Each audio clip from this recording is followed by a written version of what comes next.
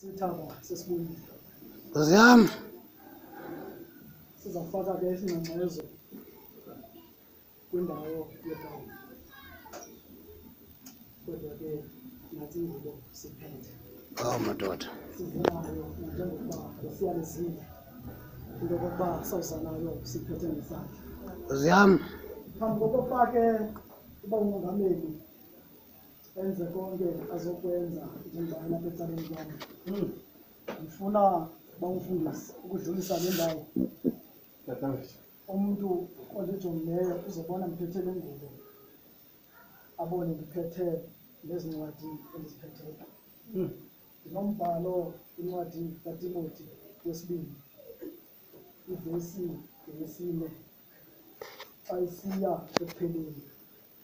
Ingubo engayishiya eqowa eqaqwa uze uyiphathe ekuzeni kwakho. Incwadi ezo ngokukodwa ebezisebenzisa emzabalayo ngokukodwa ezezinzo. Kodwa emzini kwakho le ngubo uziphathe ngesandla. Yenzela ukuba ke ngoku kungabikho bani ozoba nixhaphaza ozothi mhlawumbi sayibona seyiphaa etafileni okanye seyixhonyile. Athi omnye ebengenazo neencwadi na, ithi ivesi yam uze nazo kunye neencwadi kukodwa ikhathwa zezi ncwadi ke bantakwethu. Thixo xolo ke makabe nathi, ndinikele ke kuba umongameli okhoyo enze isikolo sakhe.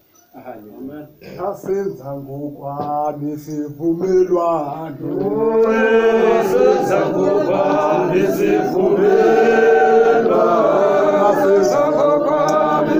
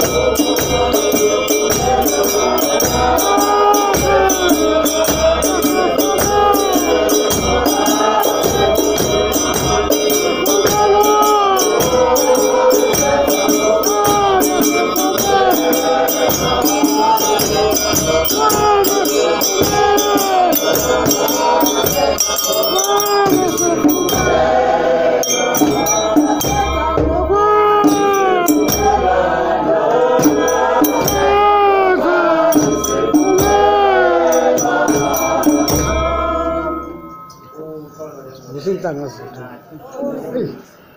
Manje